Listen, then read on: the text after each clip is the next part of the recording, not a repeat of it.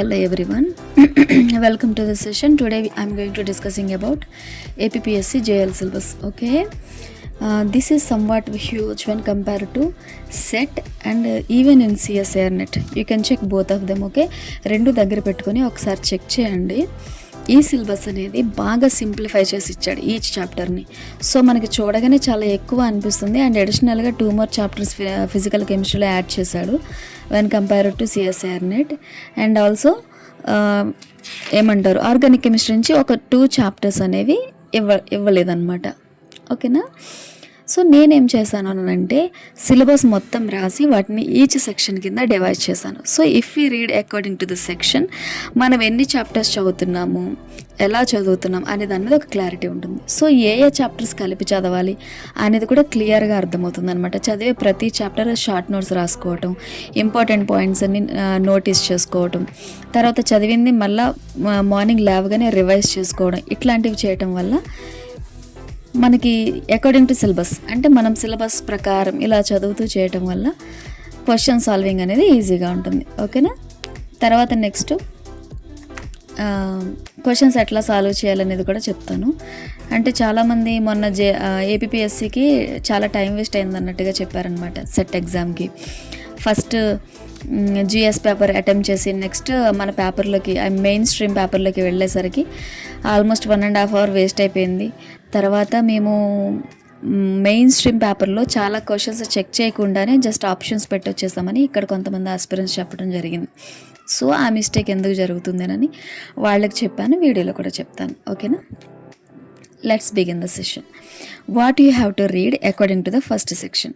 So first సెక్షన్లో మనం చూసుకున్నట్టయితే atomic structure and chemical bonding ఇవి మాత్రమే ఇస్తాడు కదా సిఎస్ఐఆర్ నెట్ పేపర్కి. సిలబస్ పేపర్లో మనకి జేఎల్ పేపర్లో సింప్లిఫై చేసి ఏమేమి చదవాలి ఇన్సైడ్ అనేది కూడా ఇచ్చాడు. ఓకేనా.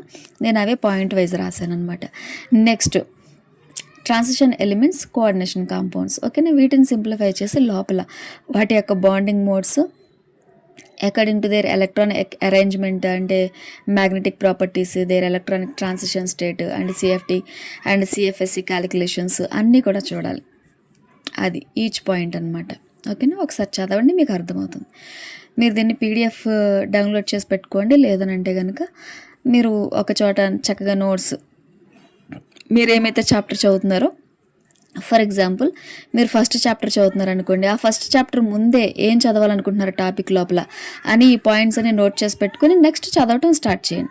సో మీరు అన్నీ చదివారా లేదా అని ఒక్కొక్క టాపిక్ని ఇట్లా మార్క్ చేసి పెట్టుకోండి. అప్పుడు మీకు ఈజీగా ఉంటుంది. Yes, I have covered applications of VSEPR theory and I have covered all the drawbacks what are present in VSEPR theory and this is modified by molecular orbital theory. ఇట్లా ప్రతిదీ. ఓకేనా. Next coordination chemistry. మనం coordination chemistry వేటి గురించి చదువుతాం? Mostly d block elements అంటే transition ఎలిమెంట్సే కదా. సో ట్రాన్సిషన్ ఎలిమెంట్స్ వాటి యొక్క ఆర్బిటల్ అరేంజ్మెంట్ అంటే ఎలక్ట్రాన్స్ అరేంజ్మెంట్, వాటి యొక్క ఆక్సిడేషన్ స్టేట్స్, ఎన్ని బాండ్స్ ఫామ్ చేస్తాయి అన్నీ కూడా మనం చదువుతాం. ఓకేనా. ఇవన్నీ కూడా ఇక్కడ వాటి యొక్క magnetic properties and charge transfer spectras also see. ఓకేనా. అంటే కలర్ ఎక్స్పెక్ట్ చేసినప్పుడు ఆ colour a transfer, electron transfer వల్ల లేదంటే మెటల్ టు మెటల్ ట్రాన్స్ఫర్ అన్నీ వస్తాయి కదా, అవన్నీ కూడా ఇందులో చూసుకోవాలి. సో ఒక్కొక్క చాప్టర్లో మనం for example second chapter coordination chemistry చదువుతున్నారు, ఈ సినాప్సిస్ అన్నీ ముందు రాసేసుకొని ఇవన్నీ ఫినిష్ చేశానా లేదా అని మీకు ఒక ఐడియా ఉండాలి. ఓకేనా. Next go for third chapter, that is metal ligand equilibrium solution. అంటే ఇది యాసిడ్ బేస్ ప్రిన్సిపల్ సంబంధించింది అనమాట. Is it clear? And next section. See in the second section, when you completed all the first section, you will practice some questions. Next come to second section. ఈ second సెక్షన్లో ఈ chapters అని చదవటం start చేసిన తర్వాత next ఏం చేయాలి? First సెక్షన్కి సంబంధించిన చాప్టర్స్ అన్ని రివైజ్ చేసుకోవాలి. ఓకేనా. వాటి యొక్క రివిజన్ నెక్స్ట్ క్వశ్చన్ సాల్వింగ్ అన్ని కంప్లీట్ అయిపోయిన తర్వాత మళ్ళీ సెకండ్ సెక్షన్కి రావాలి. సో ఇలా చేయటం వల్ల మీ కాన్ఫిడెన్స్ అనేది పెరుగుతుంది. ఓకేనా. ఈ లెర్నింగ్ అట్మాస్ఫియర్ అనేది ఇంక్రీజ్ అవుతుంది అనమాట. Whether you have photographic memory or you don't have photographic memory, మీరు కొంచెం స్ట్రాటజిక్గా చదివితే సరిపోతుంది అనమాట. ఇప్పుడు కొంచెం పొమడోరో టెక్నిక్ అని చెప్పి అది బాగా వైరల్ అవుతుంది కదా, ఎలా చదవాలి ఏంటి అనేది. అట్లా స్మాల్ స్ట్రీమ్స్లో చదవటం వల్ల కూడా మీరు చాలా ఈజీగా తక్కువ టైంలో ఎక్కువ సిలబస్ కవర్ చేయగలుగుతారు. ఓకేనా. What is that 4th chapter in second section, reaction mechanism in complexes. Most important అనమాట. ఓకేనా. కోఆర్డినేషన్ కాంప్లెక్స్కి సంబంధించిన రియాక్షన్ మెకానిజం మాత్రమే చదువుతాం. సో కోఆర్డినేషన్ కెమిస్ట్రీ ఎంత ఇంపార్టెంటో చూడండి. అది ఫినిష్ చేసిన తర్వాత మాత్రమే ఇవి. ఓకేనా. ట్రాన్స్ ఎఫెక్ట్ అంటే మెటల్ లిగాండ్స్ వాటి యొక్క స్క్వేర్ ప్లానర్ కాంపౌండ్స్లో ఎట్లా లిగాండ్స్ అనేవి రీప్లేస్ అవుతాయి, ఆక్టాహెడ్రల్ కాంప్లెక్స్లో ఎట్లా రీప్లేస్ అవుతాయి, సో అకార్డింగ్ టు యాసిడ్లో, బేస్లో, సొల్యూషన్స్లో వాటి యొక్క పర్ఫార్మెన్స్ ఎలా ఉంటుంది మొత్తం అన్నీ కవర్ అయిపోతాయి. ఓకేనా. ఇలా 2 స్ట్రీమ్స్లో అంటే 2 సెక్షన్స్లో. Next metal complexes, EAN rule, effective electron rule. ఇది మనం ఎట్లా రాస్తామంటే ఇనట్ గ్యాసెస్ ఉంటాయి కదా, ఇనట్ గ్యాసెస్కి దగ్గరలో ఉన్న ఎలక్ట్రాన్ అది ఎలిమెంట్ అనేది ఎట్లా రెస్పాండ్ అవుతుంది, దాని యొక్క ఎఫెక్టివ్ ఎలక్ట్రాన్ నెంబర్ ఏంటి అని చెప్పేసి దాని ప్రకారం ఇస్తామన్నమాట. చాలా ఈజీ అండ్ త్వరగా చేయగలుగుతారు కూడా. దీని మీద జేఎల్కి క్వశ్చన్స్ వస్తాయి ఈజీగా. సిఎస్ఆర్ నెట్కి రాకపోవచ్చు, అంటే కొంచెం బేసిక్ లెవెల్ కదా. జేఎల్కి మాత్రం డెఫినెట్గా అడుగుతాడు. ఓకేనా. అండ్ మొన్న సెట్లో కూడా ఈఏఎన్కి సంబంధించి 2 క్వశ్చన్స్ అపియర్ అయినాయి. సో మానొద్దు చదవటం. And structure of bonding of metal carbonyls గురించి చదువుతాము.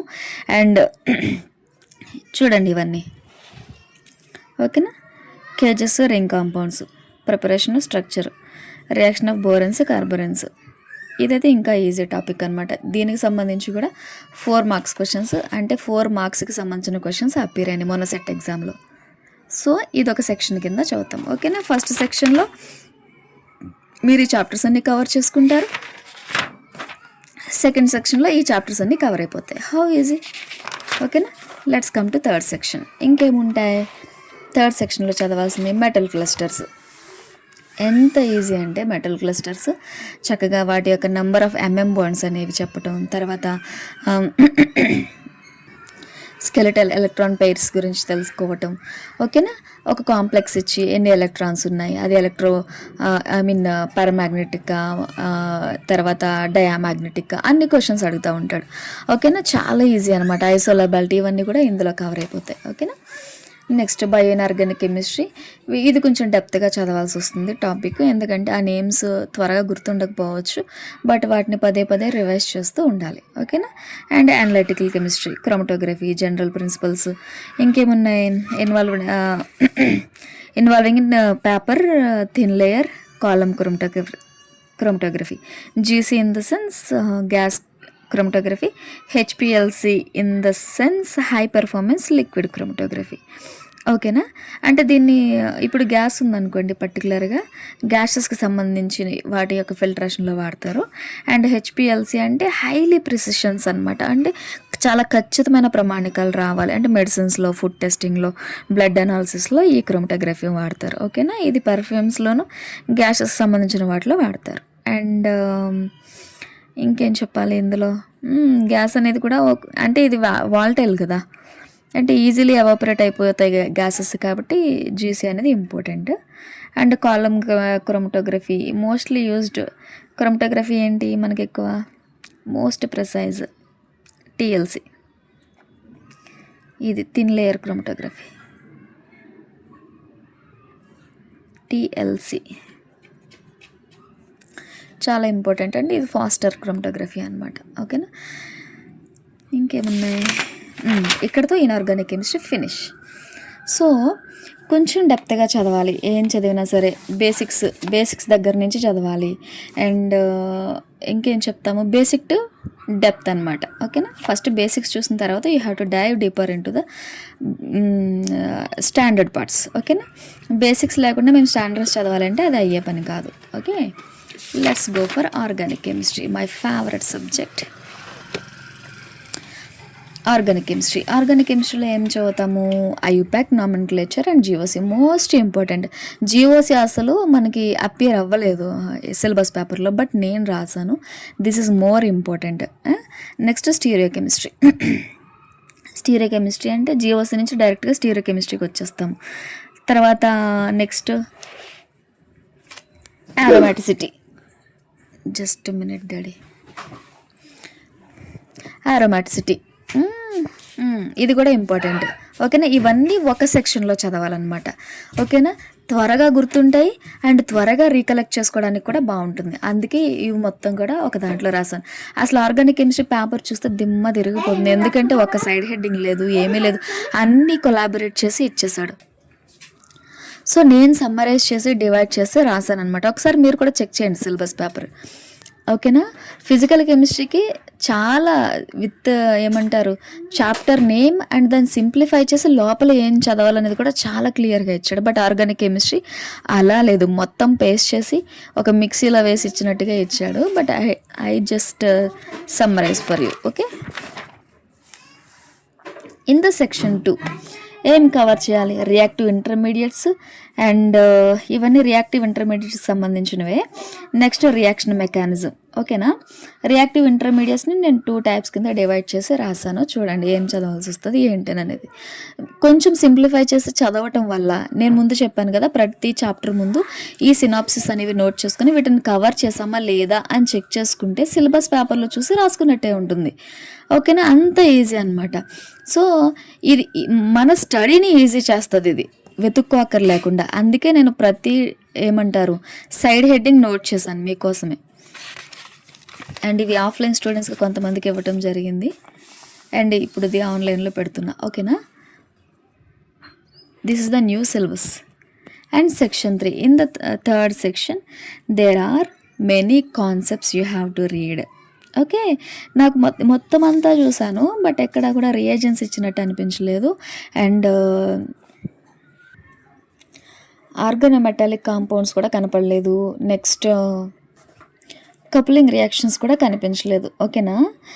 సో మనకి ఎక్కువ స్ట్రెస్ చేసి చదవాల్సిందల్లా ఆల్కలైడ్స్, టెర్పినైడ్స్ చాలా ఇంపార్టెంట్, చాలా చాలా చాలా ఇంపార్టెంట్. డెఫినెట్గా దీని మీద నేను వీడియో చేస్తాను, ఓకేనా.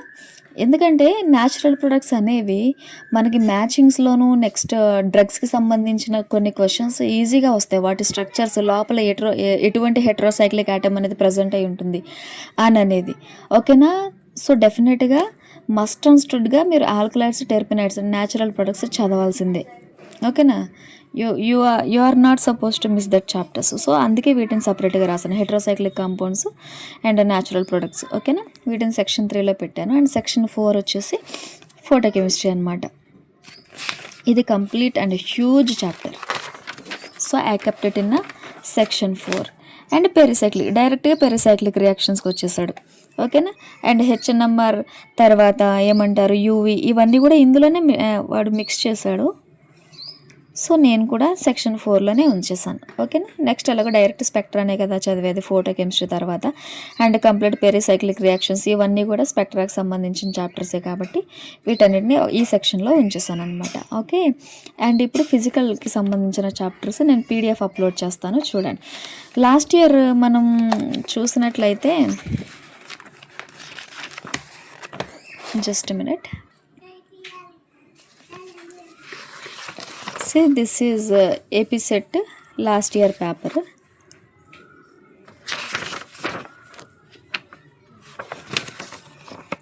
ఫిజికల్ కెమిస్ట్రీ అసలు ఏమి ఇచ్చాడో చూడండి. Basic principles, quantum mechanics, postulates ఎంత క్లియర్గా క్లియర్గా కొన్ని చాప్టర్స్ మాత్రమే, ఓకేనా. అన్నీ కాదు, కొన్ని చాప్టర్స్ మాత్రమే ఇచ్చాడు.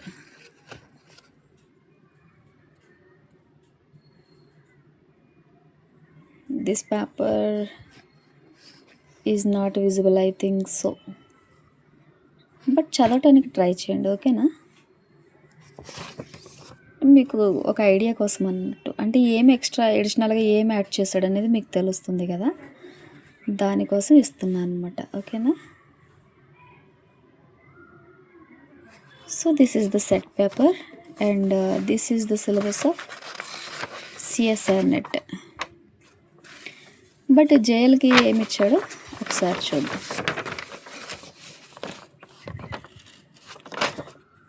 ఫస్ట్ చాప్టర్ థర్మోడైనమిక్స్ ఇచ్చాడు. ఇక్కడ మనకి ఒక 6-7 ఏమంటారు సైడ్ హెడ్డింగ్స్ మాత్రమే కనిపిస్తున్నాయి. మీరు మెయిన్ పేపర్కి వెళ్ళి చూస్తే approximately 10 more than 10 side headings కనిపిస్తాయి అనమాట. అసలు ఏం చదవాలి ఏంటని అనేది. Next statistical thermodynamics and third one వచ్చేసి ఎలక్ట్రోకెమిస్ట్రీ, ఓకేనా.